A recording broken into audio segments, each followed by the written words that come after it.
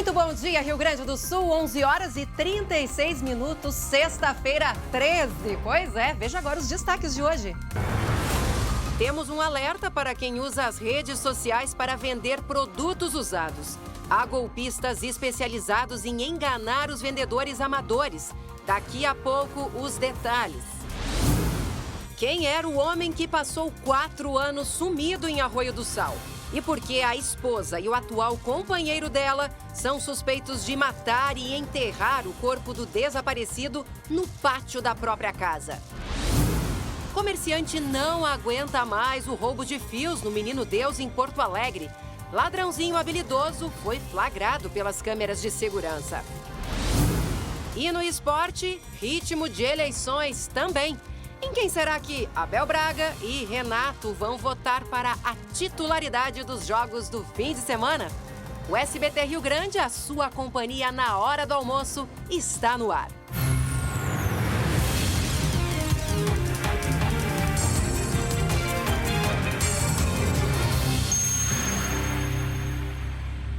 E nós mostramos ontem aqui no SBT Rio Grande que uma ossada foi encontrada numa área de serviço de uma casa em Arroio do Sal. Essas imagens que vocês estavam vendo é de um outro flagrante que vocês também vão assistir aqui no SBT Rio Grande, lá em Barão do Cotegipe. Mas agora eu vou para a redação conversar com o Glauco Paza para contar essa história sobre a localização desta ossada nessa casa lá de Arroio do Sal.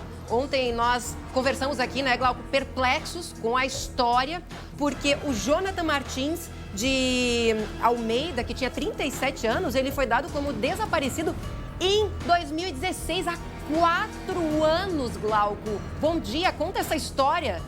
Bom dia, Lu, bom dia a todos. Pois é, o assunto é só o que se fala no litoral norte, também pudera, né? Com detalhes macabros, uma crueldade incrível. Este corpo desse homem foi localizado na área de serviço, embaixo do piso, e a principal suspeita é justamente a companheira. Só que hoje pela manhã tivemos também a novidade de que o companheiro atual desta mulher também está sendo investigado e seria, inclusive, coparticipante deste crime. Uma história realmente que chama a atenção e 4 anos de desaparecimento. A família fez várias correntes, várias operações, buscou ajuda para tentar localizar este corpo, não conseguiu até que a polícia teve informações e com a ajuda de cães farejadores conseguiu então localizar este corpo nesta área de serviço. Parece história de ficção, Lu. Parece história aí de filme de terror e é realidade. Aconteceu aqui no litoral norte, em Arroio do Sal. Daqui a pouco o Glauco Paza volta com mais detalhes sobre essa história macabra. E daqui a pouco, olha essa imagem, olha esse flagrante de acidente que aconteceu na região norte do estado, em Barão do Cotegipe. A senhora ali estava aguardando para entrar no carro, aí o filho entra, lá abre a porta, continua ali conversando com a comadre, entra ali, olha lá, o garotinho entra, elas continuam conversando, ela fecha e olha o que acontece. O carro, ele vai de ré, ladeira abaixo e depois ainda capota, ela sai desesperada. Olha esta cena. Já já a gente conta todos os detalhes desta situação que aconteceu lá no norte do estado. A gente já volta. Olá, pessoal. Agora eu quero que vocês fiquem com um recado dos meus amigos da Solução Financeira. Olá, muito boa tarde para você que sempre nos acompanha. E hoje vamos falar de coisa boa? Já pensou em economizar 70% no financiamento do teu carro?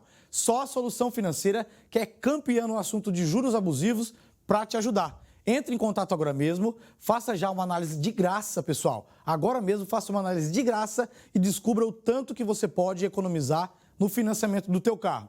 Tá com aquela sensação de que está pagando muito caro pelo veículo? Tá com um carro na garagem, mas está pagando por 2? A Solução Financeira está do teu lado e pode te ajudar. Entre em contato agora mesmo, número 51 98324 8904. A sua análise vai ser na hora e você já vai saber o tanto que dá para economizar. Já pensou ficar com o carro na garagem e ainda economizar dinheiro? Quem não quer economizar, né, André, nesses tempos difíceis? Então entre em contato agora mesmo.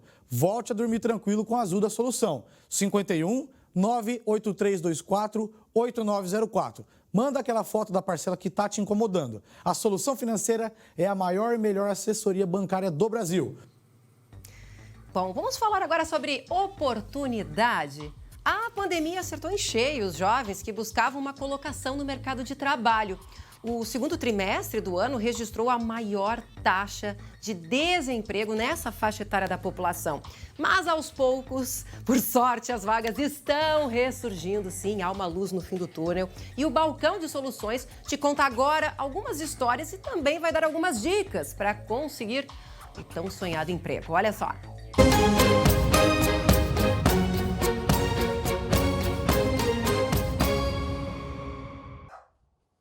Há 4 anos, João Vitor busca por um emprego com carteira assinada. No WhatsApp, ele está sempre de olho nas vagas que vão surgindo e chega a mandar até 5 currículos por dia. Mesmo tendo feito cursos nas áreas de atendimento e vendas, o jovem sofre com a falta de experiência. Eles querem pessoas com experiência, mas eu sou jovem, eu já tenho 21 anos, mas eu não trabalhei de carteira assinada, eu fazia alguns bicos. As dificuldades enfrentadas pelo João são as mesmas de muitos jovens brasileiros. De acordo com o IBGE, o segundo trimestre desse ano foi o pior período para o jovem com idade entre 18 e 24 anos conseguir uma colocação. A taxa de desemprego nessa faixa chegou a 29,7%, enquanto que para a média da população ativa foi de pouco mais de 13%. Mas o reaquecimento da economia, ainda que lento, começa a mudar esse cenário. Os setores de comércio e serviços são os que mais empregam os jovens. Neste supermercado de Caxias do Sul, inaugurado há pouco mais de uma semana, 60% das vagas foram preenchidas por pessoas com idade até 24 anos. A Eduarda foi uma das jovens que conquistou uma colocação. O primeiro emprego com carteira assinada já abre um horizonte cheio de novas possibilidades. Estou aproveitando bastante cada segundo e aproveitando o meu máximo, dando o meu máximo também, né, para trabalhar. Outra porta de entrada para o mercado de trabalho é o estudo por meio dos estágios.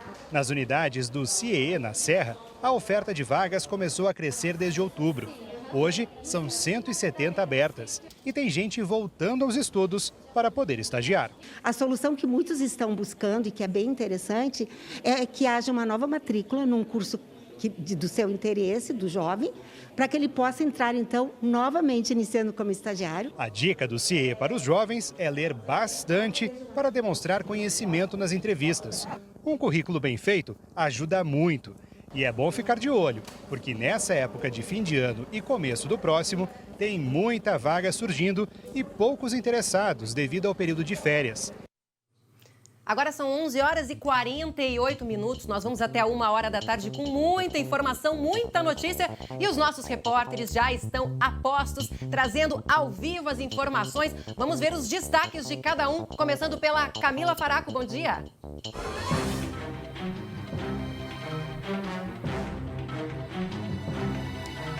Tivemos algum problema aqui no áudio da Camila, já vamos solucionar. Vamos então ao Lucas Abate, que traz um dos destaques do jornal de hoje. Bom dia, Lucas. Bom dia, Lu. Bom dia a todos. Vou contar como é que os criminosos estão usando esse tipo de envelope aqui para aplicar golpes. É o golpe do envelope vazio. Os detalhes, como funciona e como prevenir, eu conto daqui a pouco. Mais um golpe, né, na praça, mais um golpe. E a gente sabe, né, Lucas, que agora, durante a pandemia, os golpes, os estelionatários estão a milhão. Então, daqui a pouco, o Lucas Abate traz informações sobre este outro golpe que não é tão novo assim, né, Lucas? Já tem aí alguma data em que os estelionatários, os golpistas, utilizam desse artifício, né, Lucas? Já tem algum tempo, mas eles sempre mudam um detalhezinho na história para criar uma nova narrativa e continuar enganando as pessoas. E uma dessas é usar motorista de aplicativo para buscar os produtos. Daqui a pouco, então, os detalhes do Lucas Abate. E agora sim, Camila Faraco, seu destaque. Tecnologia nos atrapalha às vezes, né, Lu? Bom, moradores aqui de uma rua do bairro Menino Deus, em Porto Alegre, não aguentam mais o furto de fios de cobre da energia elétrica. A gente vai mostrar um flagrante de um homem escalando um dos postes para roubar a fiação e o resultado, mais de 50 endereços ficaram sem energia elétrica. Daqui a pouco, então, a Camila Faraco traz todos os detalhes, porque agora eu volto para a redação, porque nós vamos voltar a falar sobre este caso horrível, este filme de terror da vida real, né? A localização de uma ossada lá em Arroio do Sal, Glauco, no litoral norte. Olha, é uma trama que a gente só complica, né? Cada detalhe que surge, cada avanço da investigação, a gente fica mais perplexo, mais chocado com essa brutalidade. Conta pra gente que história, o que aconteceu exatamente, porque ontem, né, Glauco, a gente tinha apenas algumas informações preliminares. Exatamente, Lu. E eu fico imaginando aqui, né, a família deste rapaz, né? A angústia, 4 anos procurando este homem. Segundo informações da polícia, uma mulher é suspeita de ter matado e enterrado o próprio companheiro dentro de casa. Os restos de Jonathan estavam embaixo de uma área de serviço que teria sido construída depois que o corpo foi enterrado no local. Ele tinha 37 anos. A mulher foi presa em flagrante por ocultação de cadáver e deve ser responsabilizada pelo homicídio. O atual companheiro desta mulher também foi preso. Essa é uma informação que chegou há pouco. Ele teria construído a peça de concreto que escondeu o cadáver. As irmãs da vítima vinham publicando pedidos de ajuda nas redes sociais, uma verdadeira corrente para encontrar o jovem. O último contato dele com a família foi em 18 de dezembro de 2016. E aí a gente vê a importância dos cães farejadores, que são os mesmos cães que ajudaram, inclusive, nas buscas lá em Minas Gerais, naquela barragem, né, que rompeu e várias pessoas ficaram em meio à lama. Os cães fizeram isso, em Brumadinho, os cães fizeram as buscas, né, e ajudaram muito. Neste caso aí, os cães sentiram um odor estranho que o ser humano não conseguiria capturar.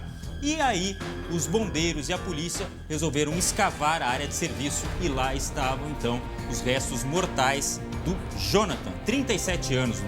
Que Nossa. Coisa, né? Nossa, parece filme de terror. Eu tava lendo aqui o material, Glauco e Lucas, que também vai participar aqui dessa conversa com a gente. É o material dos bombeiros, né? Os cães que aparecem ali, na verdade, só aparece um, mas participaram a guria, a Luna e o Bono, que participaram das buscas aí nessa residência lá em Arroio do Sal. E a polícia havia recebido uma denúncia de que poderia ter, né, um corpo nessa residência, nessa casa. E aí eles entraram, claro, não viram nada, né? E aí um dos bombeiros percebeu que esse labrador marrom, agora eu não sei qual dos três que é, se é a guria, se é a Luna ou o Bono, ficou ali parado nessa área de serviço. Parado e olhava e abanava o rabinho, olha ali, ó, é porque, na verdade, para eles é quase uma brincadeira, né? E aí ela ficou ali parada, indicando que ali tinha alguma coisa. E aí a polícia, os bombeiros foram até ali, viram que era uma peça que havia sido construída mais recentemente. Até numa das imagens a gente vê que a própria parede não tem ainda um reboco. Começaram a cavar e a gente vê que não precisaram cavar muito, né? Embaixo do próprio contrapiso já encontraram a ossada e provavelmente suspeita de esquartejamento. Ô, Lu, a gente não vai mostrar, logicamente, todas as imagens, né? Porque são imagens terríveis. Pelo amor de Deus, não vamos estragar com o almoço de ninguém, né? Não. Nem com nós. A gente fica imaginando, com essas imagens que a gente viu, o tamanho, né, da frieza, da crueldade de se fazer uma obra em cima. Por quê? Porque os familiares começaram a procurar em tudo que é lugar que ele poderia ter ido, inclusive outras cidades. Mas não, ele estava ali, na casa. E quando a gente pensa, quando a gente imagina o desaparecimento de alguma pessoa, geralmente imagina longe, né? Não, deve ter, sei lá, foi colocado no mar, na água. Mas não, ele estava em casa. Pois é, agora são 11 horas e 54 minutos. Você que está ligando a TV agora, nós estamos contando uma história estarrecedora, terrível, que aconteceu no litoral norte. Ontem a polícia encontrou uma ossada enterrada dentro de uma casa em Arroio do Sal, aqui no litoral, pertinho ali de Capão. E a principal suspeita é a esposa da vítima, no caso um jovem, né, um homem, na verdade, de 37 anos, que desapareceu há 4 anos. Há 4 anos a família estava atrás deste homem, dado como desaparecido, e agora então localizam a ossada. E Lucas, a gente sabe, né? Claro que a polícia diz que 99% de chances de ser justamente o Jonathan, mas eles precisam, claro, fazer a perícia aqui no Instituto Geral de Perícias, fazer a comparação do material genético, né? Claro, tem que fazer o exame de DNA para comprovar se de fato é o Jonathan, se não é outra pessoa, mas a polícia já tem até pelos indícios, pela casa e até mesmo pelo relato das pessoas de que é de fato ele. Só precisa isso por ser uma prova técnica, uma perícia técnica que depois num julgamento vai contar para uma condenação, uma possível condenação dessa mulher. Agora o que me chama muita atenção nesses crimes, e não só nesse, Lu e Glauco, como nos outros que a gente vem relatando, em que as pessoas são cúmplices. Eu não sei em que momento que a pessoa consegue convencer uma outra para participar desse tipo de crime, porque essa morte, esse possível esquartejamento foi cometido, segundo a polícia, pela mulher, pela companheira, e agora também o atual companheiro dela pode estar envolvido, não se sabe se diretamente no homicídio, mas está sendo investigado também pela ocultação desse corpo. Eu fico imaginando como é que uma pessoa convence a outra de ser cúmplice num crime de assassinato. Isso é algo que me chama bastante atenção em todos os crimes que a gente vem acompanhando recentemente. E Lu, destacar aqui o seguinte, do ponto de vista policial, a companheira, ou ex-companheira no caso, né? Ela deve ser indiciada por ocultação e também pelo homicídio. Agora a polícia vai ver a participação mais profunda deste atual companheiro, até para saber qual seria a motivação deste crime. Estaria aí um crime passional? Seria um motivo patrimonial? Tem todas essas questões que precisam ser elucidadas, mas isso é uma parte apenas da investigação. Por quê? Porque o objetivo também é apontar quem seria responsável pelo crime em si. E isso a polícia diz que não tem dúvidas. Ela teria participado tanto do homicídio quanto da ocultação de cadáver. E aí eles acabaram construindo, né, essa área de serviço bem em cima de onde os restos mortais do Jonathan, né, estavam enterrados. Ou seja, bem ao lado dessa casa ali em Arroio do Sal. A polícia chegou ali, tinha uma máquina de lavar, né, tinha ali um piso relativamente recente, um telhado e roupas. Então a gente fica imaginando, ou seja, ela matou o ex-companheiro. Eu não sei se era um companheiro que tinha informação de que eles estavam querendo se separar, né? Ele queria a separação, o divórcio, ela estava receosa. Mais uma vez, né? O mesmo caso. Por isso está também sendo levado em conta a possibilidade de um crime passional, de uma questão de ciúmes, enfim. Tudo isso está sendo levado em conta. Agora, você falou do piso ali, né, Lu? Outras fotos que a gente viu desta ação da polícia e dos bombeiros, foi usado aquele equipamento pesado para furar o piso. Ele parece que é um tanto frágil, mas não, ele tinha uma sustentação bem forte, que os profissionais ali tiveram que usar aquelas britadeiras para ter acesso, e até por isso não havia odor perceptível, pelo menos, ao nariz humano, né? E os detalhes são muito sórdidos, a gente não vai dar aqui no SBT Rio Grande, o pessoal está almoçando em casa, né? Então, em respeito a você. Agora, 11 horas e 58 minutos, nós estamos falando sobre um caso, uma história de terror que aconteceu aqui no Litoral Norte, né? Um homem de 37 anos foi morto, esquartejado, enterrado, e a principal suspeita, que era a ex-companheira dele, enterrou e ainda construiu uma área de serviço em cima. Ontem, a polícia localizou a ossada justamente embaixo ali do contrapiso. E olha só, Lucas e Glauco, o pessoal aqui da produção me mandou o post, né, a mensagem que as irmãs do Jonathan haviam publicado na época do desaparecimento. Olha só, nós, suas irmãs Liliane e Adriana, estamos à procura do meu irmão Jonathan Martins de Almeida, desaparecido em Arroio do Sal. Aí elas colocam aqui, o último contato foi no dia 18 de dezembro de 2016, às 6 horas da tarde. Última pessoa a estar com ele foi a senhora Leda Natalina Alves, justamente a companheira na época dele, a qual mantinha uma união estável. Registramos BO do seu desaparecimento, mas até agora nada, né? Ele nasceu em junho de 83, ou seja, teria 37 anos agora. Tá ali, ó, o cartaz de desaparecido. Na verdade, agora ele já teria... agora ele teria 37. Na época, ele teria 34 anos, né, do desaparecimento. E aí, ali tá, ó, o cartaz. Ou seja, elas estavam procurando aí por todo o estado, todas as cidades onde ele pudesse estar. E, infelizmente, né, a história terminou de maneira trágica. Daí elas colocaram telefones de contato, pediram para todo mundo compartilhar. Aquelas imagens que a gente vê muito, né, por aí. Agora, 4 anos, gente. É muito tempo, né? 4 anos. Tanto que esse material já foi encaminhado, a ossada foi encaminhada, né, Lucas, para a perícia. O Instituto Geral de Perícias vai fazer a análise, que é um tanto mais difícil. Por quê? Porque o estado de decomposição, como a gente disse, é ossada, né? Então é o trabalho genético que tem que ser feito ali para confirmar exatamente a identidade, né, Lucas?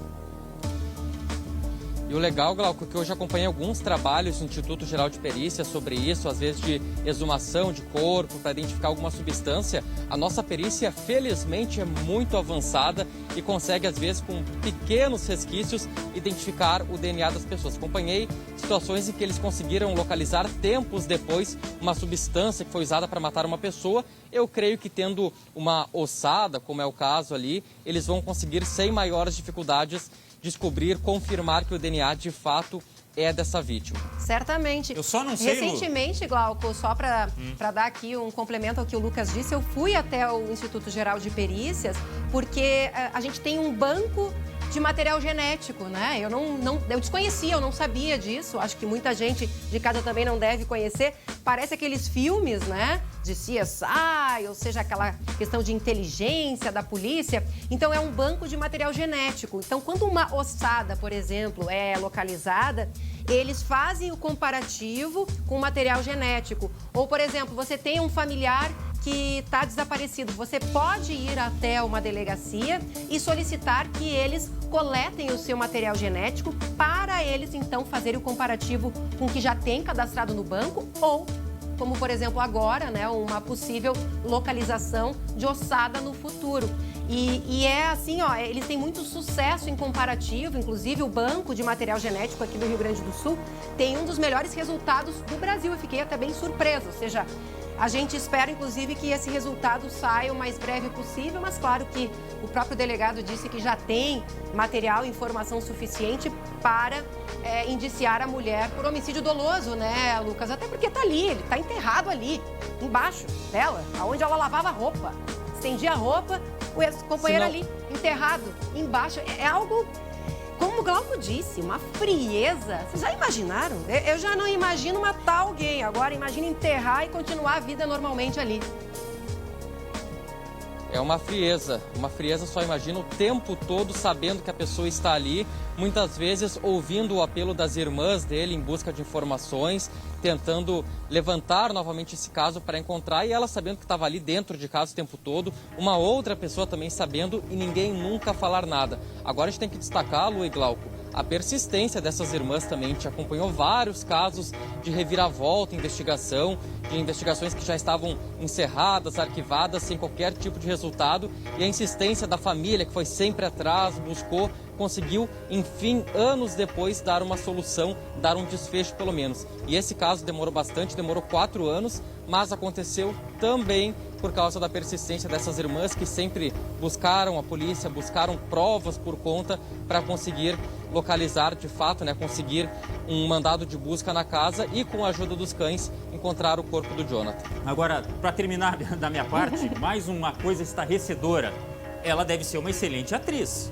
Pois é. Porque não imagina que os policiais não foram várias vezes questioná-la onde ela achava que estava o ex-companheiro, se ela não tinha pistas. E ela conseguiu disfarçar todo esse tempo. É uma excelente atriz, é ou não é, Lu? É, com certeza. Por isso que parabéns para os 3 cães lá da Companhia Especial de Busca e Salvamento dos Bombeiros, né? A Guria, o Bono e a Luna. Porque se não fossem esses cães, né, eles foram fazer uma busca, não encontraram nada. Mas aí ela ficou ali em cima, abanando o raminho. E aí eles, opa, tem coisa aqui, tá aqui embaixo. E aí foram, cavaram e localizaram, então, infelizmente, claro, restos humanos, né, os restos, essa ossada. É ossada, Jonathan, é só ossada. E de repente, nessa investigação, nessa perícia, é possível até apontar a causa da morte em termos materiais. Se foi por um golpe, né, de repente, se há algum sinal ósseo, né? Se foi um golpe de material cortante, alguma coisa assim. Como o Lucas falou, até substâncias químicas, né? Depois de muito tempo, a perícia consegue apontar, porque a gente fica também, fica na curiosidade, como é que ela matou esse companheiro, né? Tudo isso eu pode tava ser lendo elucidado. aqui uns detalhes, viu, que ele foi esquartejado, melhor a gente não falar aqui, mas enfim, pode ser machado, pode ser serra. É algo muito doente uma pessoa fazer isso, né, com as próprias mãos, uma frieza. Sim, mas para fazer isso aí tem que ter um processo anterior, Com né? certeza. A pessoa tem que desmaiar, sei lá. Com certeza. Que artifícios ela usou, né? E a família diz que ele estava querendo a separação, né, Lucas? Ou seja, é mais um caso ali de separação em que um dos dois do casal não aceita. E aí, nesse caso, matou, esquartejou, enterrou, construiu uma área de serviço em cima e seguiu a vida. Agora, 12:06. Para quem está ligando a TV agora, nós estamos falando sobre este caso de uma moçada localizada em Arroio do Sal, no litoral norte, de um jovem desaparecido há 4 anos atrás. Na verdade, era um homem de 34 anos, hoje teria 37, e a principal suspeita era a ex-companheira. Só para a gente encerrar, então, né, Lucas? Ou seja, mais um caso aí, provavelmente passional, né? Isso, e eu fico curioso ainda, é algo que a polícia ao longo do tempo vai conseguir responder também, onde aconteceu esse crime, se esse corpo sempre esteve ali, se foi colocado depois, até porque, como a gente disse, é uma área que foi construída posteriormente, então a gente tem essa curiosidade ainda, a polícia, claro, vai atrás da resposta de onde aconteceu o crime, se teve mais gente envolvida e também como que ela fez a ocultação desse corpo. Tá certo, então. Obrigada pelas informações. Daqui a pouco a gente volta a conversar, porque daqui a pouco, olha só, você vai entender por que o enteado, que a gente falou aqui a semana inteira, suspeito de matar o bombeiro, o tenente Contreira, em Sapiranga, no fim de outubro, não está mais no presídio. Lembra dessa história, né? O enteado foi preso um dia depois desse tenente que estava ali na tela, o tenente Contreira, a foto dele. Aí está o Iago, que é o enteado. Ele foi preso, confessou que dopou e matou o próprio padrasto. E nesse dia ele disse que tinha dado uma carona para ele e que dopou e depois cortou o pescoço. E aí essa semana a gente mostrou já uma reviravolta em que a própria esposa dele, a viúva, que chorou lá no dia do funeral, também foi presa. Daqui a pouco todos os detalhes, porque agora a gente vai falar sobre uma situação aqui que está incomodando muitos moradores de Porto Alegre, moradores de uma rua aqui da capital, Menino Deus, estão pedindo ajuda. Eles não aguentam mais o furto de fios de energia, gente. Furtos de fio de energia que ocorrem frequentemente aqui no bairro Menino Deus. A Camila Faraco, inclusive, está lá, aqui no bairro Menino Deus, de Porto Alegre. Tem mais informações. Camila, eu estava olhando as imagens, parece o Homem-Aranha ali, né? Escalando o poste. É Homem-Aranha, Homem-Gato, a gente não sabe ainda, né, Lu? Mas fato é que os moradores aqui da rua Almirante Gonçalves não aguentam mais tamanha insegurança. Imagina você passar toda semana, praticamente todas as semanas, com um tipo de ocorrência assim e fica sem luz. A gente tem esse flagrante de um furto que aconteceu na madrugada de domingo. Esse homem chega, ele escala com uma facilidade, uma rapidez o poste. Parece aquelas imagens que a gente vê quando alguém vai pegar um coco num coqueiro. Pois é, era um poste. E é esse poste que a gente está aqui, a gente está na frente dele, aqui na rua, e que afetou mais de 50 casas, aqui, casas não, endereços, né? Imagina se você pega um prédio que tem vários apartamentos, todo esse povo ficou sem energia elétrica, ficou sem luz. A Andresa, que é proprietária aqui de um estabelecimento, é empresária, ela passa por isso praticamente todas as semanas, né? Porque não é um caso isolado. Boa tarde. Boa tarde, Camila. Não é um caso isolado. E não é frequentemente, é diariamente. Chega a ser diariamente. Já passou do frequente, né? Uhum. O que acontece? A gente tem o custo para instalar, o custo da compra, o custo da conta de luz, o transtorno, porque muitas vezes tem que fechar o estabelecimento, porque não posso ficar com a porta aberta se eu não tenho uma segurança, porque assim desliga as câmeras. O que mais que a gente fez em prol aqui do meu estabelecimento? A gente contratou uma empresa de segurança privada, então é mais esse custo. Então, eu não tenho como contabilizar o custo diário disso tudo. É porque é diário. Não tem uma explicação para isso. Andresa, e vocês chamam a polícia, a brigada militar, eles vêm aqui, o que acontece? Dá tempo? Já foi preso alguém? Assim, normalmente eles vêm sim, não posso negar, mas já vem, já aconteceu, já passou, não tem ninguém aqui na área. O próprio pessoal da segurança relatou que outro dia foi em menos de 5 minutos.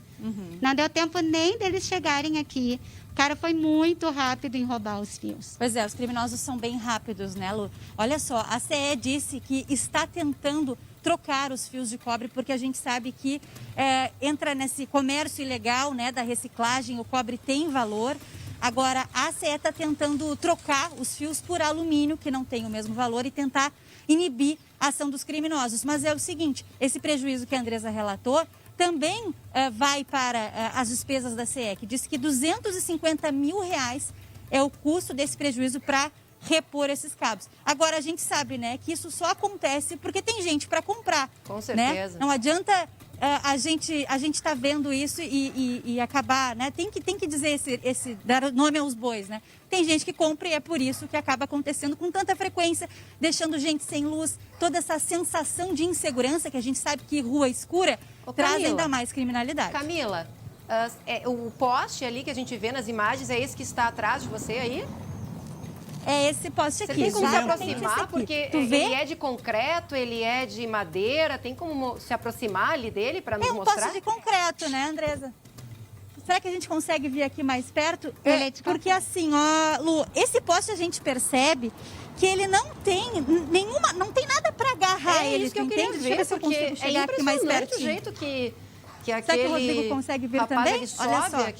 Não, e é incrível. Ladrão. A gente percebe incrível, que ele... Lu, que uma pessoa dessas não leva choque, né? Olha ali, se é um jeito... de nós que vai mexer em qualquer fio, dá problema. Ele é bem lisinho. Gente, como é não tem nada que esses agarre, ladrões fazem isso? Não, e ainda, Glauca, esses tempos, eu lembro que eu fiz aqui no Jardim Botânico, eles tentaram roubar também parte ali da fiação, e aí deu um incêndio. Incendiou o poste, caiu o poste, ficou toda a região sem luz.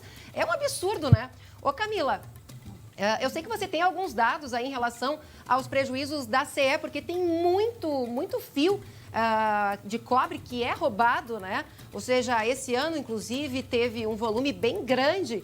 E como você bem disse, olha lá a imagem, só para a gente repetir ali, porque vocês viram agora ali o poste, olha lá a imagem do ladrão subindo, ele se agarra, parece, como a Camila disse, aquele pessoal lá do Nordeste que faz para subir para pegar coco, que eu já acho, sim, um talento e tanto conseguir subir. Agora, esses ladrãozinhos... É malabarista, né? né? Eles não tomam choque, não sei como. É verdade. Agora, Lu, é bom a gente ter esse retorno dos telespectadores, né? O pessoal já está mandando mensagem aqui dizendo o seguinte, essas pessoas que furtam queimam os fios ali na Ipiranga e a polícia não faz nada. Às vezes é à frente do Palácio da Polícia, né, Glau? Eu já passei ali pelo dilúvio, né, naqueles taludes ali, tem gente queimando fio. Realmente, agora eu me lembrei disso aí. E os telespectadores estão mandando essa mensagem. Por favor, Brigada Militar, presta atenção nisso aí. Vamos tentar conter pelo menos um pouco essa ação, porque está ficando impraticável morar,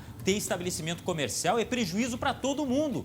E, de repente, agindo com um pouco mais de rigor, a gente inibe isso, né, Lu? Pois é, e o cheiro de quando eles queimam o cobre é muito característico, né? Quem nunca andou por Porto Alegre e não viu algum fio ali jogado no chão? Com certeza aquilo ali é fruto da ação de algum ladrão. Fale, Camila, por favor. Deixa eu dar só uma informação aqui que a CE nos passou. Aqui na capital foram furtados 33 mil metros de cabo, uma média aí de 3 mil metros por mês. Só em outubro foram registrados 6.300 metros de fios em Porto Alegre, né? Eles estão falando também que vale lembrar da tentativa de furto na subestação Porto Alegre 3, lá na Oscar Pereira, onde mais de 51 mil clientes foram prejudicados em alguns momentos na manhã agora do dia 4 de novembro, por causa, então, desses prejuízos causados pelos furtos. A CE também diz que o litoral norte sofre muito desse tipo de furto, né? Quase o dobro em relação à região metropolitana. E lá os vândalos cortam e derrubam os postes, depois para roubar a rede, né? E aí, repetindo, esses prejuízos tem aí um custo de R$250 mil para a CE, valor que a gente sente na tarifa. No caso da Andressa, ela tem que pagar para reinstalar os cabos até a empresa dela, tem custo da manutenção, enfim, é um prejuízo para todo mundo. Pois é, né? Não adianta, a gente que acaba pagando esse prejuízo na hora que a gente paga a nossa conta de luz. Obrigada, Camila. Nossa produção vai tentar contatar a polícia também para ver o que está sendo feito nessa região aqui, principalmente no Menino Deus, onde os moradores estão sendo prejudicados, né, pela ação dos ladrõezinhos aí de fios que vão atrás, né, de fio de cobre. Agora, presta atenção nessa imagem, porque olha que susto. Um susto daqueles, um carro com uma criança dentro, ficou sem freio, voltou de ré, desceu, ladeira abaixo, lomba abaixo de ré, capotou. Isso aconteceu, Glauco, lá em Barão do Cotegipe, lá no norte, lá perto de Erechim, né? Isso mesmo, Meu são Deus. imagens do final de semana, mas que agora a gente tomou conhecimento, foram divulgadas, até porque essas imagens são surpreendentes, no mínimo surpreendentes, né? Essa caminhonete, que seria de um familiar desta criança, né, parou, estacionou ali, o menino entrou dentro do carro, só que de repente esta caminhonete começa a ir de ré. Logicamente que ela não estava engatada, não estava com freio de mão puxado. Você vê que tem uma mulher ali que sai correndo atrás, né, tentando desesperada conter este carro. O carro bate lá na cerca, sobe no meio-fio, capota, fica de lado e quase atinge, inclusive, essa mulher que estava desesperada ali, né? Foi um susto tremendo. Nada de lesões, mas poderia terminar, sim, em tragédia. Na equação ali, no final da equação, foi tudo bem, é perda material, é prejuízo material, mas que susto, Lu. Nossa, que susto. Olha essa imagem de novo. Olha, elas estão conversando, a gente vê que o menino entra tranquilamente, já devia estar ali se Foi posicionando. lá pegar o menino, provavelmente, Sim, né? Só coloca isso. o cinto e aí o carro começa a andar de ré, ladeira abaixo. Ela desesperada, olha só, ela vai aqui, ó, olha aqui no cantinho da imagem, ela tenta segurar o carro para ele não virar de novo ali quando ele tá capotando. Olha lá de novo, ó, olha a cena, ele vai de ré ali, aí ele vai capotar e ela tenta segurar. Claro, imagina, deve ser mãe, não sei, parente, tia, mas imagina o desespero, tenta segurar um carro, uma caminhonete desse tamanho. Não, e a criança, logicamente, como recente entrado, não tem cinto, não tem nada. Essa criança ficou lá, né? A Deus dará dentro do carro. Se ele capotasse, a criança ia junto, né? Um carro normal, Lu, tem 1 tonelada. Um carro popular. Agora, essa caminhonete pesa bem mais que isso, né? Não, e aqui, olha só o carro aqui, quando ele vai dar a voltinha, que ele capota e ela bota a mão aqui. Claro, a gente sabe, né, que é o mãe, instinto. por exemplo, é o instinto, né? A adrenalina traz força que sei lá da onde. Mas olha só, para quem está chegando agora, 12h18, nós estamos mostrando esse acidente que aconteceu em Barão do Cotegipe.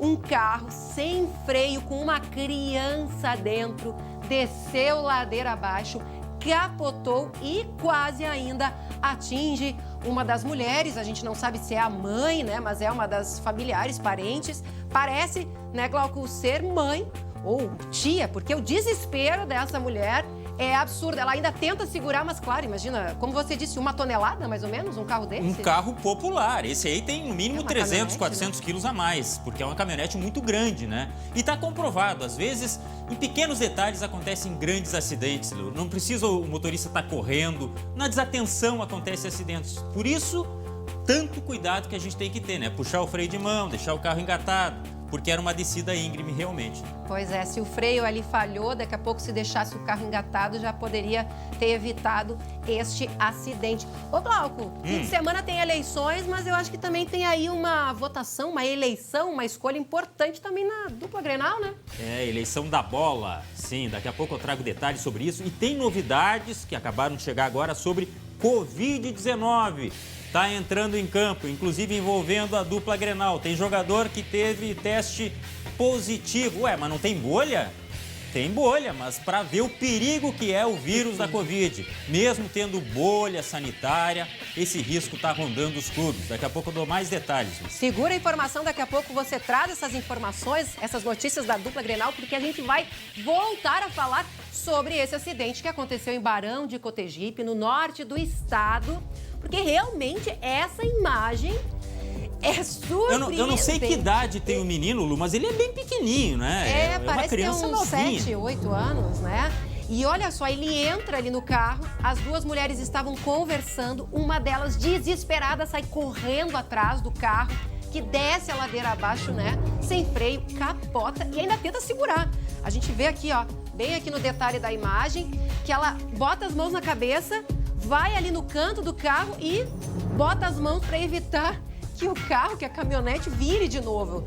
É claro que é um instinto, mas que é aquela coisa perigo. que parece o super-homem, né? Tentando segurar o carro, mas é o instinto, como a gente falou. Não sei se é a mãe ou é a tia, mas ela poderia ter sido, inclusive, esmagada. Se o carro desse, de repente, mais uma guinada para a direita, né? Ali a gente vê, o primeiro instinto dela é... Ela quase dá aquele passo assim, ó. Logo aqui, vamos dar uma olhadinha aqui. Quando o carro começa a descer, ela dá aquele passo, quase vai para a parte de trás do carro. Isso é muito perigoso quando o carro está sem freio de mão e descendo uma lomba, né? Porque daí e o ele carro... fez essa curva, Lu, porque a roda estava um pouco virada. Se essa roda tivesse um pouco mais reta, sabe-se lá o que ia acontecer. O menino entra, elas estão ali batendo papo, aquela coisa com a comadre, e aí continuam batendo papo e tal.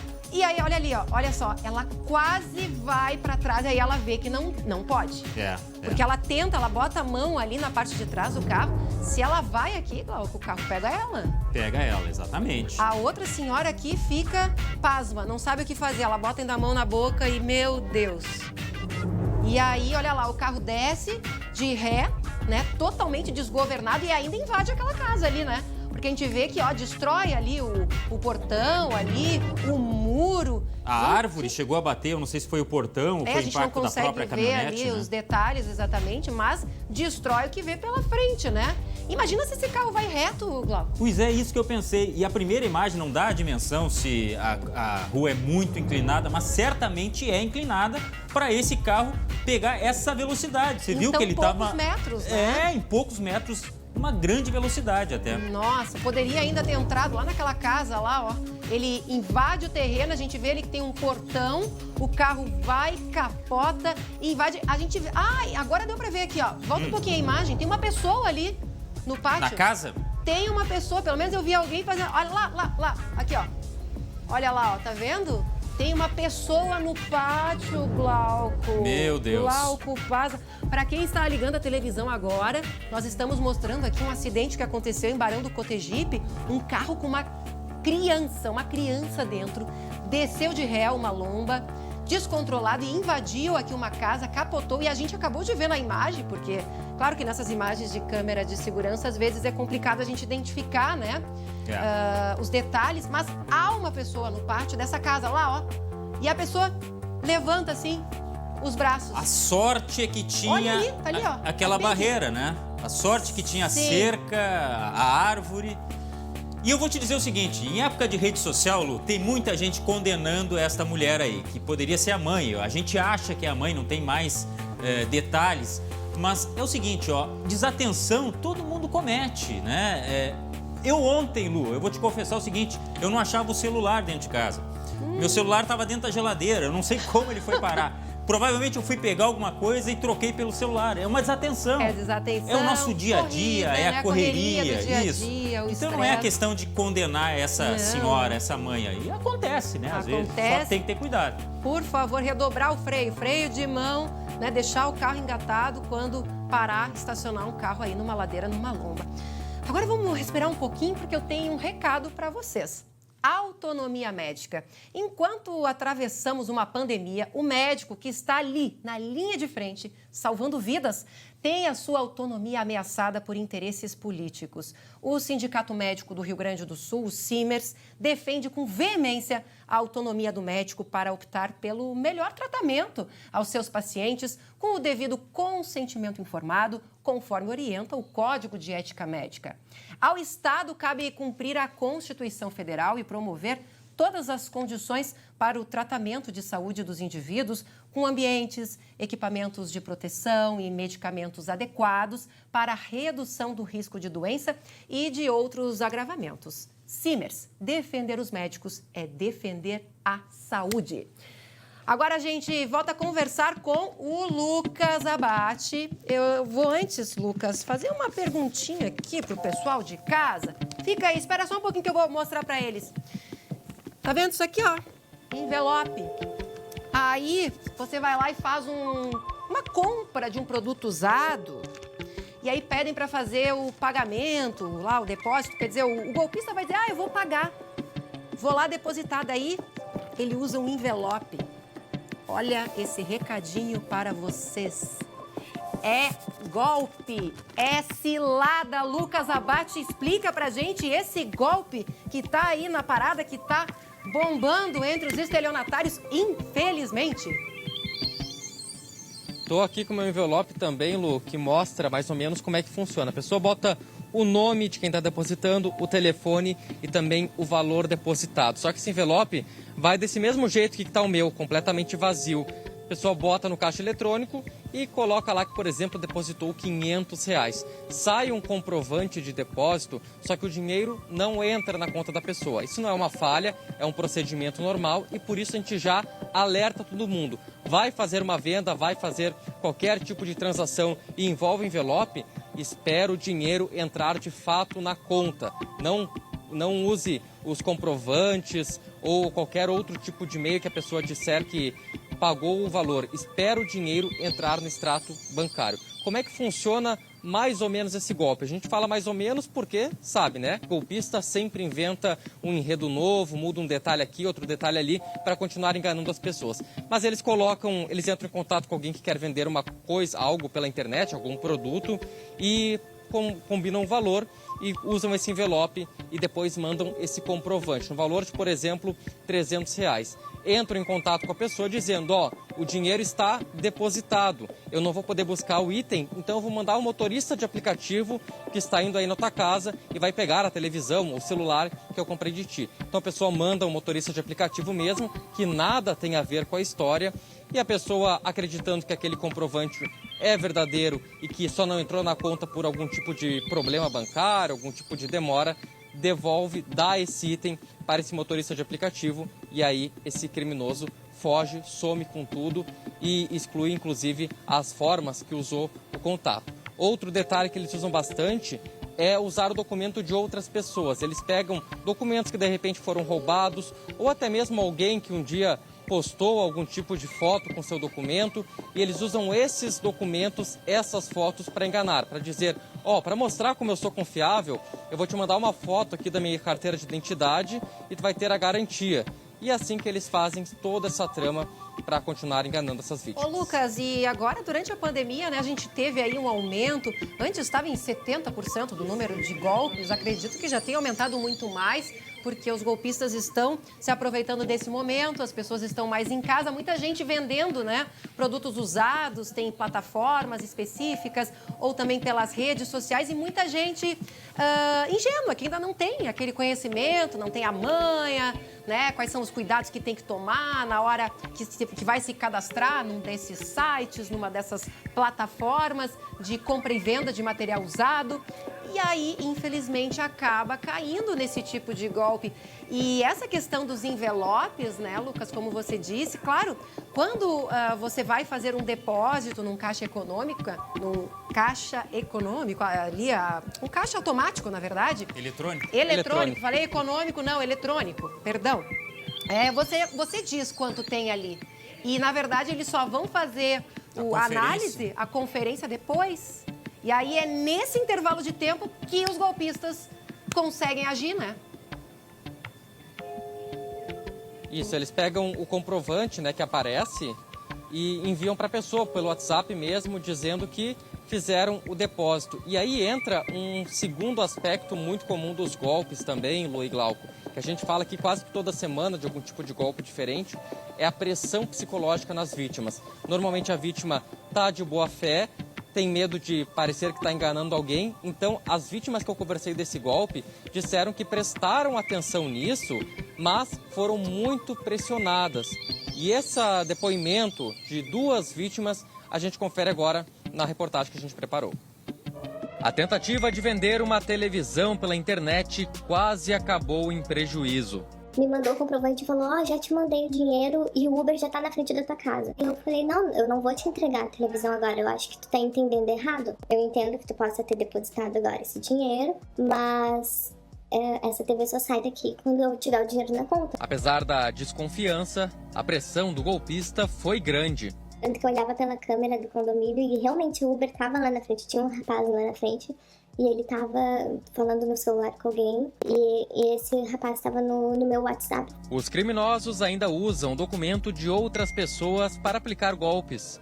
Foi o que aconteceu com este casal de Santa Catarina. Mandou uma foto do documento dele para comprovar que ele era uma pessoa de verdade. Na prática, funciona assim. Os criminosos usam o depósito por envelope para enganar as vítimas. Como o preenchimento é livre, qualquer valor colocado vai aparecer no comprovante emitido. Por isso, quem vende pela internet deve prestar atenção no extrato bancário e só fazer a entrega quando o dinheiro já estiver na conta. Um envelope vazio que quando o banco ia compensar, verificava que não tinha nenhum valor ali dentro e aí estornava o depósito anteriormente feito. Nesta semana, um golpista foi preso em São Leopoldo.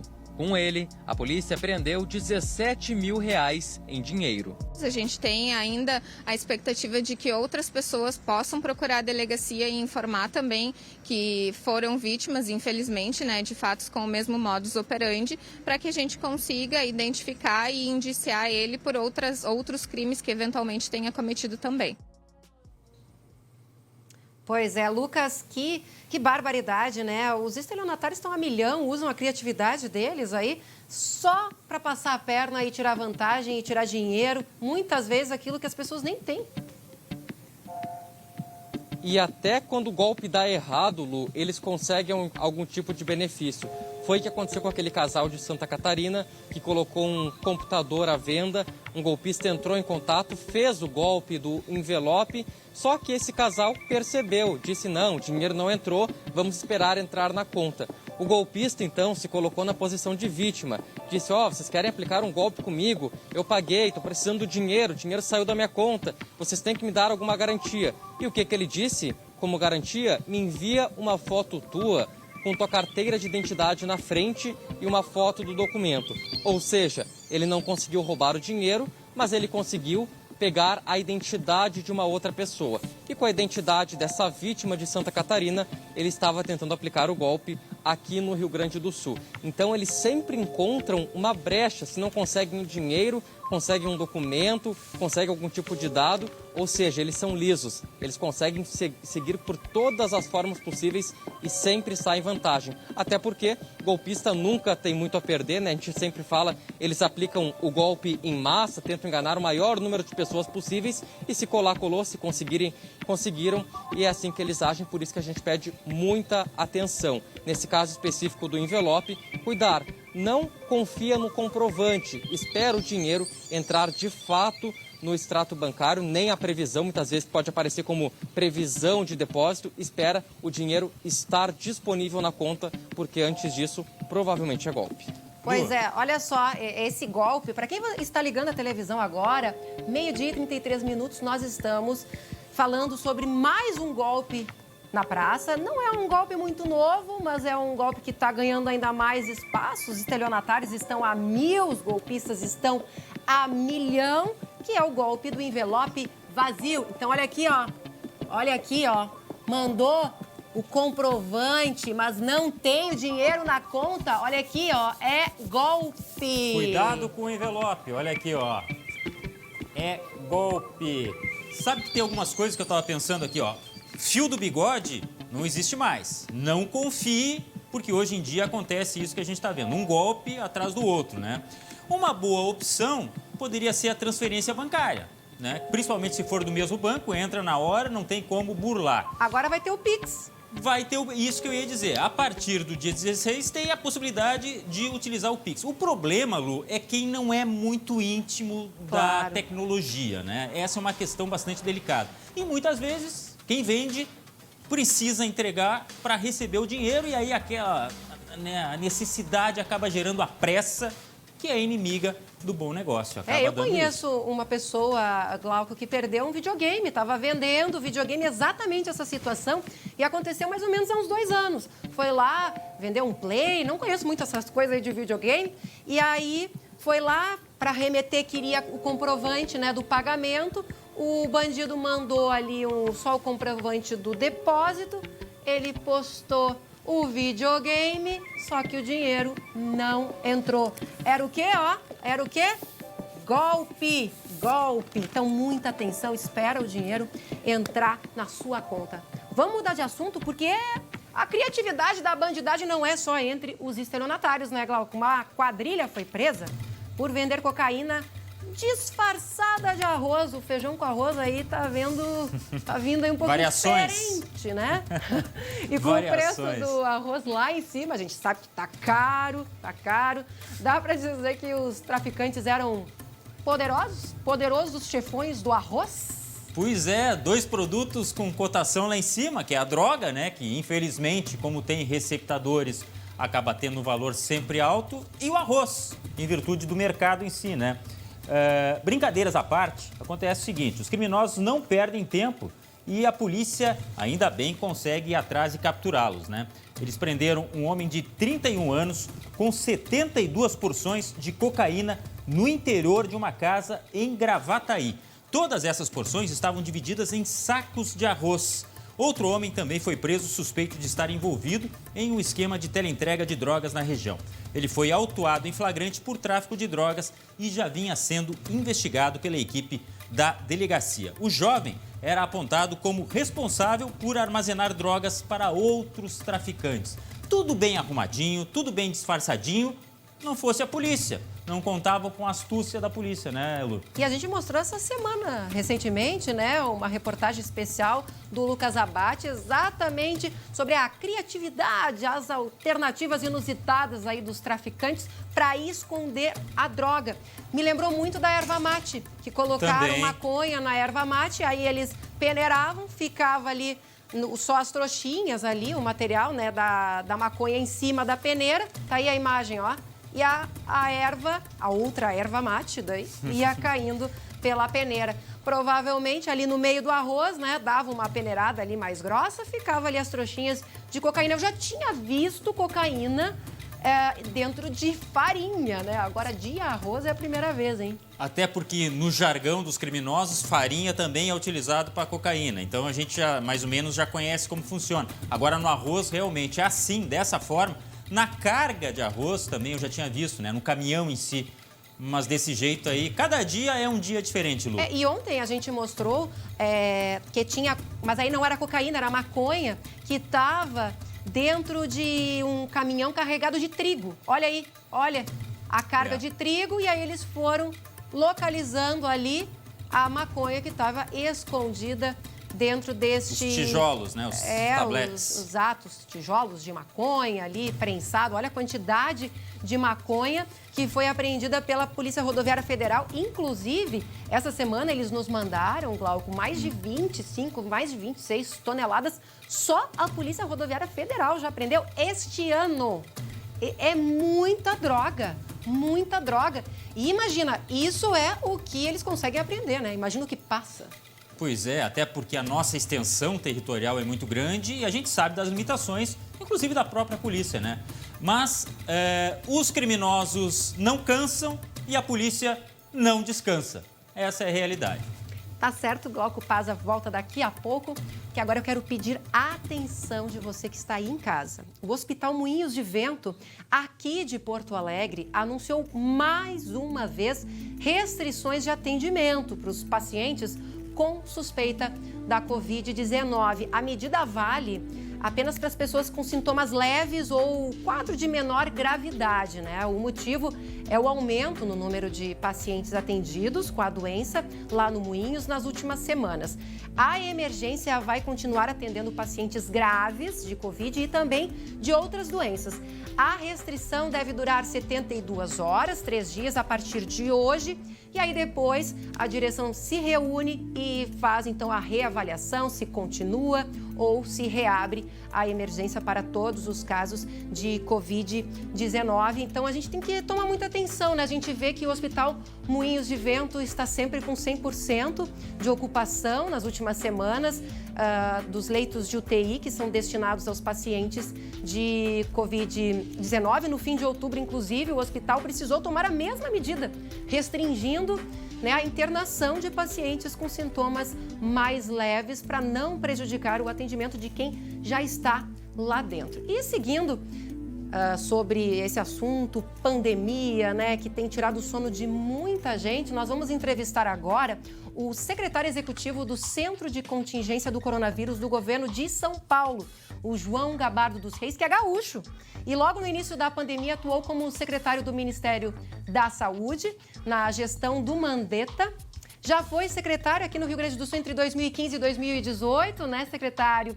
Já vou lhe dizendo boa tarde e já lhe perguntando, eu sei que o senhor está aí no governo de São Paulo, tem toda a polêmica envolvendo aí a vacina Coronavac e já tem a construção, inclusive, aí de uma nova fábrica do Instituto Butantan para a produção desta vacina, né, secretário? Boa tarde. Boa tarde, Luciano. Boa tarde, Glauco, ouvintes da SBT. É um prazer falar com vocês. Realmente, estamos muito avançados aqui em São Paulo e com uma dedicação muito grande do governador, da equipe toda, do Instituto Butantan, para que a gente possa ter essa vacina o mais rápido possível. Todos nós estamos aí esperando o momento de podermos voltar à normalidade, né? Poder voltar a abraçar os nossos pais, nossos avós, poder assistir uma partida de futebol, enfim, uma ansiedade muito grande. E, infelizmente, nós não vamos conseguir isso, pelo menos não parece que a gente possa conseguir isso, que não seja com a vacina. A gente não conseguiu controlar o vírus, né? Nós continuamos ainda com uma circulação muito grande do vírus. Na Europa, hoje, em crescimento, voltando quase à situação lá do início da pandemia, no inverno passado deles. Mesmo no Brasil, nós estamos numa curva descendente, mas ainda temos um número de casos e um número de óbitos bastante considerável. Como você estava falando agora mesmo, ainda temos hospitais que estão lotados com pacientes, então não tem como voltar à normalidade sem a vacina. Vai ser a forma mais rápida de voltar. Secretário, o governo de São Paulo tem essa parceria, né, com o Instituto Butantan para a produção da vacina Coronavac. E eu sei que vocês já conseguiram autorização para importação de quase 48 milhões de doses. Como é que está esse processo? Deve chegar ainda esse ano, esse lote? Ainda eu sei que falta ainda toda a finalização aí da fase 3 dos testes, né, da Coronavac, mas como é que está todo esse processo de importação? Quando deve estar disponível para a população? Bom, as primeiras doses, os primeiros lotes começam a chegar na próxima semana, dia 20. Está previsto a primeira remessa de vacinas chegando já prontas para serem utilizadas. Então, nós vamos receber em torno de 6 milhões de doses que estão prontas já em condições de serem aplicadas nos pacientes, e depois são mais 40 e poucos milhões de doses que virão com a matéria-prima pronta, mas elas serão embaladas, né, colocadas na forma de utilização já para as pessoas aqui no Butantan. Então a gente vai receber o material, o insumo, a matéria-prima, e vamos produzir, concluir o processo aqui no Butantan. Isso até dezembro, secretário. Do ano que vem, agora, ainda no mês de novembro, dia 20 de novembro, está prevista a primeira chegada de vacinas prontas. Alguns dias depois, já poderemos ter ainda esse ano a chegada do material para ser envasado aqui no Butantan e disponibilizado para a população. Então, o que vai o prazo que vai depender para início da vacinação não é a chegada do material, é o registro na Anvisa, a autorização da Anvisa, do Ministério da Saúde, para que a vacina possa ser utilizada. A gente espera que essa vacina seja incorporada no Sistema Nacional de Transplantes, então ela vai ser distribuída a todas as pessoas no Brasil inteiro. E se houver alguma dificuldade, se o governo federal não quiser participar desse projeto, nós iniciaremos a vacinação aqui no estado de São Paulo. E, secretário, tem alguma previsão para a divulgação dos resultados da Coronavac? A gente teve essa semana, por exemplo, a Pfizer anunciou, né, que resultados preliminares indicam mais de 90% de eficácia, a Sputnik da Rússia também. A Coronavac, a gente ainda não tem informações de como estão. Eu sei que precisa um número X de pacientes, né, contrair a doença para eles terem esse balanço, é isso? Exatamente. A gente tem, assim, números arredondando, a gente tem 10 mil voluntários. Esses 10 mil voluntários, 5 mil receberam a vacina e 5 mil receberam placebo. Quando nós tivermos um número mínimo de pessoas com sintomatologia e com a confirmação da Covid, se abre para ver os primeiros resultados. E como é que se identifica a eficácia da vacina? Comparando exatamente o grupo que tomou a vacina com o grupo que tomou placebo. O que se espera é que o grupo que tomou a vacina tenha um mínimo de pessoas com Covid e que as pessoas que não tomaram vacina, essas deverão ter uma quantidade maior de pessoas aliás, quem tomou o placebo deve ter uma quantidade maior de pessoas com Covid. Essa comparação dos dois grupos é que vai estabelecer qual que é o percentual, né, o percentual de eficácia da fase 3. Eu tenho dúvida que esses dois anúncios anteriores já tenham sido feitos com conclusão da fase 3. Claro. Acho que as vacinas estão mais ou menos na mesma situação, todas aguardando a conclusão dessa fase 3.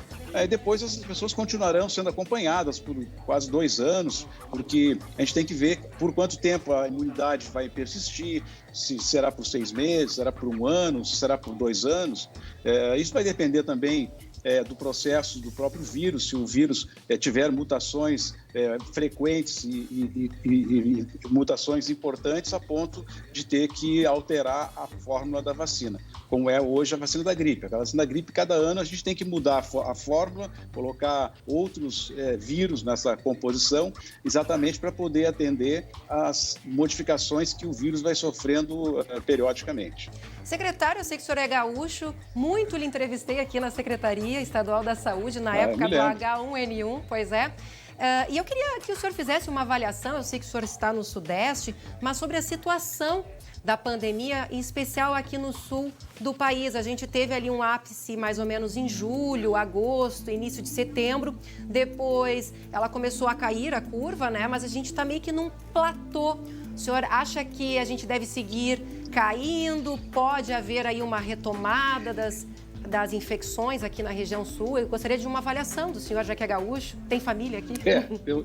Eu tenho acompanhado à distância, né, o trabalho. Eu sei que o trabalho feito aí pela Prefeitura de Porto Alegre, secretário Pablo, pela Secretaria Estadual, a secretária Anitta, tem sido um trabalho muito bom. Acompanho periodicamente, faço reuniões com eles, enfim, tenho acompanhado de perto o Rio Grande do Sul e Porto Alegre.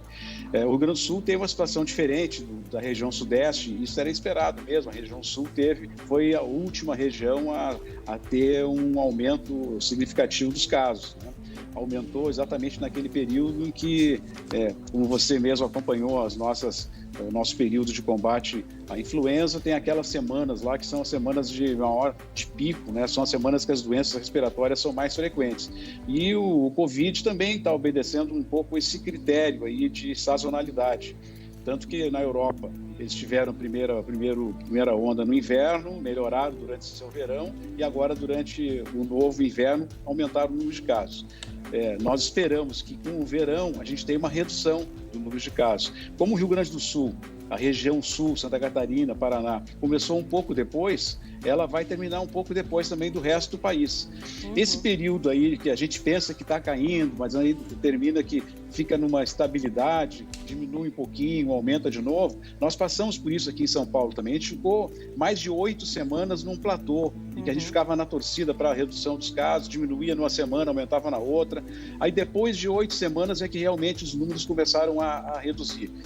A gente espera que isso também vai acontecer com o Rio Grande do Sul, com Porto Alegre, que em breve os casos vão diminuir ainda mais e a gente sai desse platô. Agora, segurança mesmo, tranquilidade, voltar ao normal, nesse período antes da vacina, eu não acredito que a gente tenha, não, Luciano. Tá e certo. Tem que cuidar, porque o inverno secretário. que vem... Com certeza, não dá para baixar a guarda, né? Eu agradeço muito os seus esclarecimentos e a gente vai ficar aqui na torcida para que os testes avancem e que a gente tenha aí uma boa notícia para dar aqui para os nossos telespectadores. Um bom trabalho para o senhor aí em São Paulo. Luciane. Tá? E a gente espera logo dar essa notícia aí de que foi aprovado e que já teremos vacina. Agora vamos falar de esporte, porque a dupla Grenal joga no fim de semana. Roda a vinheta! Pois é, né, Glauco? Tem jogador, inclusive, da dupla Grenal aí, que se tivesse vacina não ia estar contaminado aí, não ia estar desfalcando as suas equipes aí no fim de semana, né? Sempre em nome de Biscoito Zezé, carinho que vem de família. Pois é, a gente está falando de esporte, mas de Covid. Não tem como separar uma coisa da outra, infelizmente. neste momento que ainda enfrentamos a pandemia. Notícia que o Internacional divulgou agora no fim da manhã.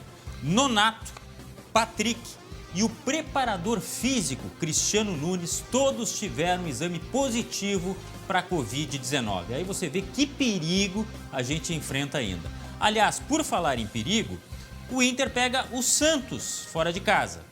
E o Santos tem vários jogadores infectados. Aliás, entre jogadores do plantel masculino, feminino, comissão técnica, seriam mais de 40 pessoas, tá? O Santos até falou em tentar adiar o jogo, mas a CBF não concordou. O fato é que a Covid-19 ainda ronda os clubes e é um perigo muito grande, tá, Lu? Sobre formação de time, o Abel ainda está vendo em relação a substitutos. Por exemplo, agora que a gente ficou sabendo, o Patrick já estava fora machucado. O Nonato poderia ser uma opção, com Covid está fora. Quem sabe D'Alessandro é uma possibilidade para começar o jogo lá na Vila Belmiro, tá? Lembrando que os jogos da dupla Grenal são no sábado, domingo é eleição, não tem jogo, a rodada segue na segunda-feira. O Grêmio, vamos falar do Grêmio um pouquinho? O Grêmio joga em casa, joga contra o Ceará. Se o Inter busca a liderança, manter a liderança, o Grêmio busca ali consolidar uma posição no G4. Afinal de contas, é essa, no mínimo, a colocação que o torcedor quer, que o Grêmio fique lá em cima no G4. O adversário é o Ceará e o Grêmio tem que fazer o dever de casa, mantendo essa série aí que já são 6 resultados positivos, agora contra o Ceará dentro da arena.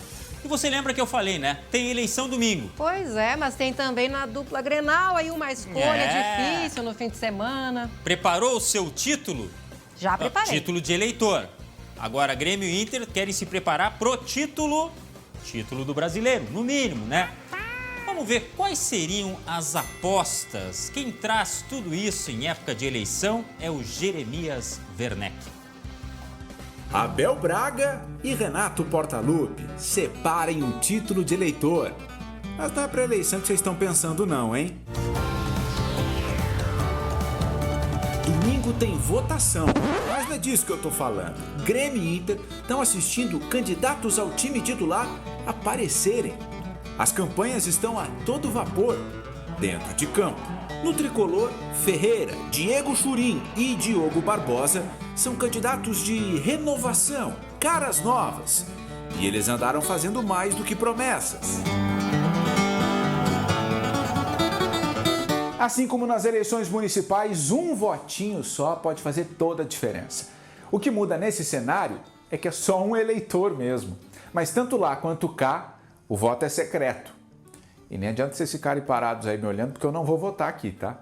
Todo mundo está recebendo oportunidades por isso, mesmo que a gente roda o grupo, né? Então, eu acho que o mais importante é isso, é a confiança que eu tenho no jogador. No Colorado, tem gente querendo voltar. São os casos de Rodrigo Moledo e de um outro candidato que o eleitorado conhece muito bem. O D'Alessandro porque é aquilo, o gringo ele é sempre o primeiro a chegar. Mas tem gente que era desconhecida até uns dias atrás e pode se eleger sim. Acabou o treino do pessoal que ia jogar na bola parada, eu fui olhar um treino com outro pessoal que não ia começar.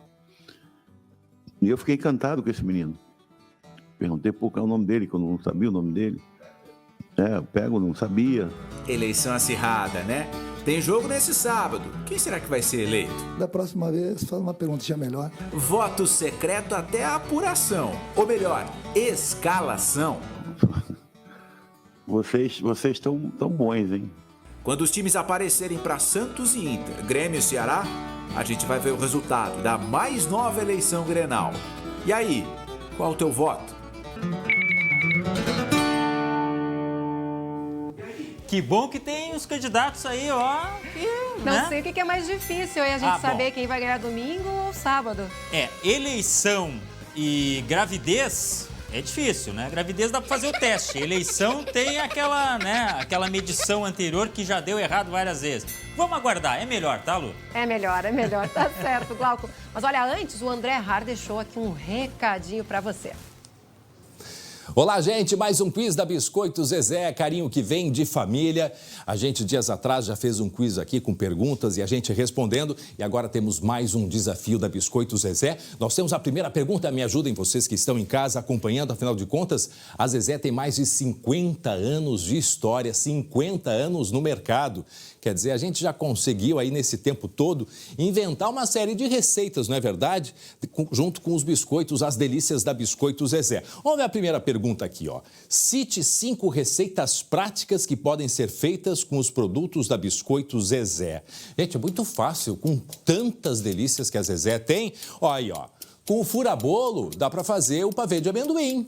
Para ver e para comer, não é verdade? Olha só, com a bolacha Maria, dá para fazer aquelas tortas de bolacha que as crianças simplesmente são apaixonadas. E ainda quando a gente deixa de um dia para o outro, fica melhor ainda, não é verdade? Terceira opção, o folhado no prato com creme de confeiteiro em cima. Aí põe um gelo, uma delícia. Ah, derrete um chocolate na panela e aí despeja o mignon, mistura, fica espetacular. Já temos aí 4. E a quinta opção, qual que é? Tá aí uma boa ideia. Fazer o alfajor com a bolacha Maria da Biscoito Zezé. Aí coloca um doce de leite especial. Fica uma delícia. Mas a gente segue aqui com o nosso quiz. Pergunta 2.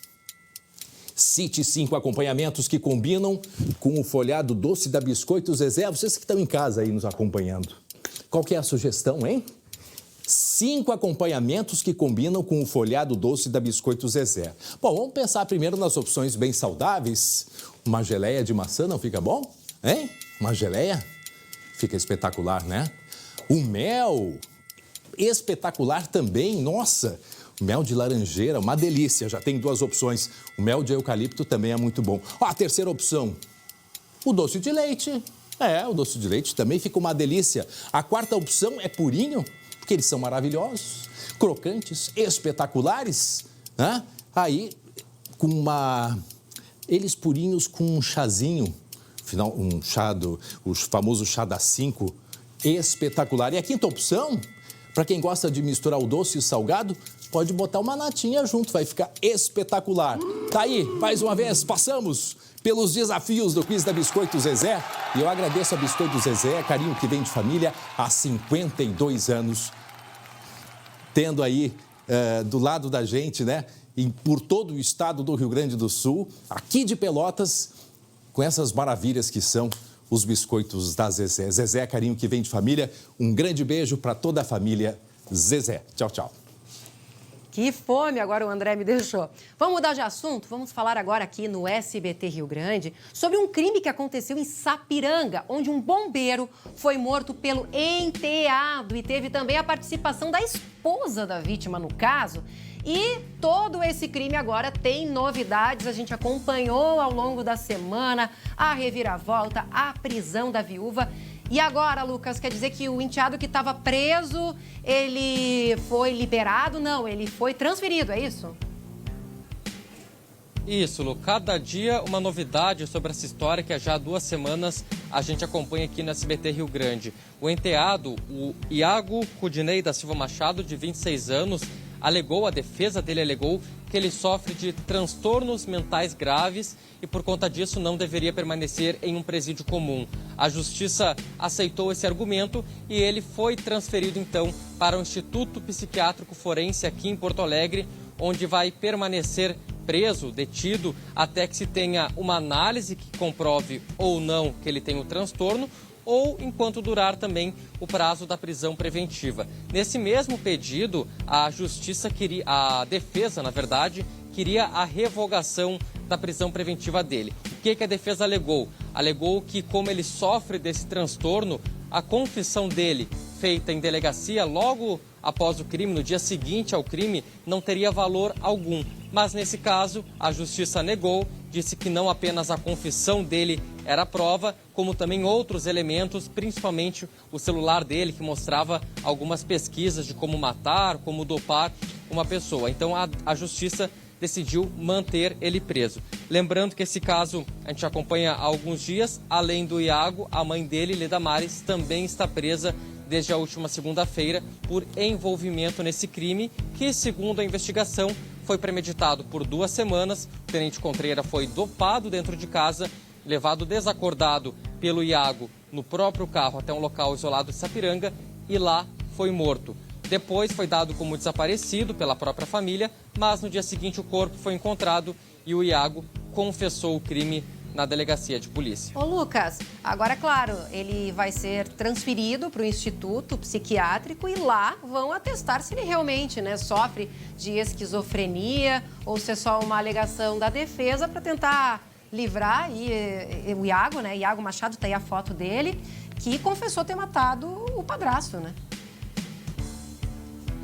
Isso, ele foi levado já para o Instituto Psiquiátrico Forense. Lá tem uma equipe que costuma atender esses casos, faz uma análise do perfil dessa pessoa, uma análise psicológica, psiquiátrica, para determinar se esse transtorno que é alegado pela defesa colaborou ou não para o crime. É uma medida que já foi tomada em vários casos de repercussão, casos envolvendo principalmente família, que muitas vezes se faz uma análise e depois do resultado a justiça determina se a pessoa teve ou não, se essa doença da pessoa colaborou ou não. E aí, segundo essa decisão da Justiça, vale o que acontecer primeiro. Se o Instituto Psiquiátrico Forense verificar que ele não tem nenhum problema grave, ele retorna para o presídio comum.